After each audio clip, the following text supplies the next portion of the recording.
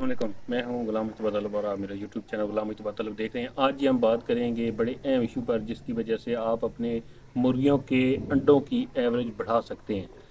होता यूँ है जी कि सर्दियों में हम खुराक तो अच्छी दे रहे होते हैं, पानी भी ठीक दे रहे होते हैं, सब कुछ ठीक दे रहे होते हैं, लेकिन एक चीज़ की कमी रह जाती है कि हम टेम्परेचर पर नज़र नहीं रखते।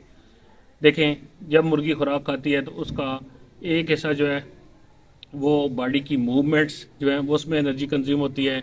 एक हिस्सा जो है वो एग जो है प्रोडक्शन एग के बनना उसमें कंज्यूम होती है। और एक हिस्सा जो एनर्जी है मुर्गी की वो अपना बॉडी टेम्परेचर सर्दियों में मेंटेन करने में कंज्यूम होती है।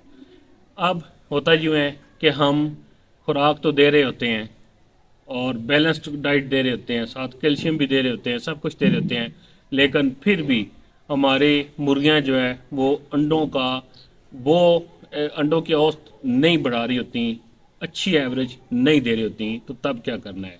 और इसके लिए इल्म भी होना बड़ा ज़रूरी है कि टेम्परेचर कौन सा हो तो मुर्गी के लिए आइडियल है।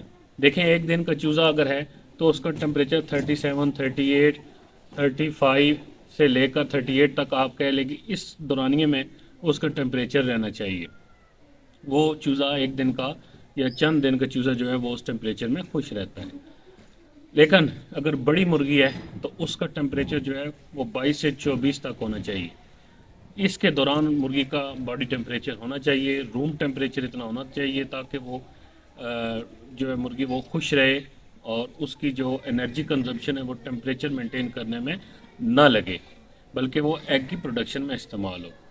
और दूसरी चीज़ जिसका आपने ख्याल रखना है, एक तो टेम्परेचर आपने मेंटेन करना है, और टेम्परेचर मेंटेन करते हुए दूसरी चीज़ जिसका आपने ख्याल रखना है वो ये है कि आप टेम्परेचर भी मेंटेन करें और साथ ही साथ अंदर मुर्गी खाने के अंदर जो अमोनिया गैस बन रही होती है उसे भी निकालने का बंदोबस्त करें। होता यूँ है कि बहुत सी गैसेस जो बन रही होती हैं वो मुर्गी खाने की छत के साथ हल्की होती है वो, और छत के साथ जो है वो कंसनट्रेटेड हालत में होती हैं। और वहाँ पे आपको कुछ वक्फे से जो रोशनदान है उनको खोलना पड़ता है या एग्ज़ास्ट चलाना पड़ता है। एग्ज़ास्ट चलाते हुए हम अक्सर गलती करते हैं कि एग्ज़ास्ट ऊपर चला देते हैं, दरवाजे से ठंडी हवा जब अंदर आती है तो उसकी वजह से मुर्गियां बीमार हो जाती हैं। टेम्परेचर मेंटेन करते हुए आपने एक चीज़ का ख्याल रखना है कि गैसों का अखराज जो है वो भी हो, क्योंकि गैसों का अखराज नहीं होगा तो मुर्गी फिर भी इसके सांस के मसाइल ऐसे होंगे। अमोनिया गैस बहुत ज़्यादा प्रोड्यूस होती है, दूसरी गैसेस भी, उसके लिए ज़रूरी है कि आप एग्ज़ास्ट चला दें।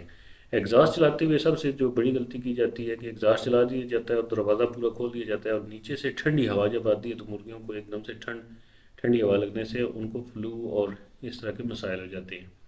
इससे बचने के लिए ज़रूरी है कि आप जब एग्ज़ास्ट चलाएं तो दरवाजे के तकरीबन नीचे दो हिस्से दरवाजे के कवर कर दें और ऊपर वाला हिस्सा उसका रहने दें, ताकि जो एग्ज़ास्ट है वो ऊपर से ताज़ा हवा आए और ऊपर अंदर जो इकट्ठी अमोनिया हुई है वो बाहर निकल जाए। इससे भी बेहतर तरीका है कि रोशनदान आपके दोनों अतराफ पे हों, एक साइड पे एग्ज़ास्ट लगा हो, दूसरी साइड पे रोशनदान लगा हुआ हो।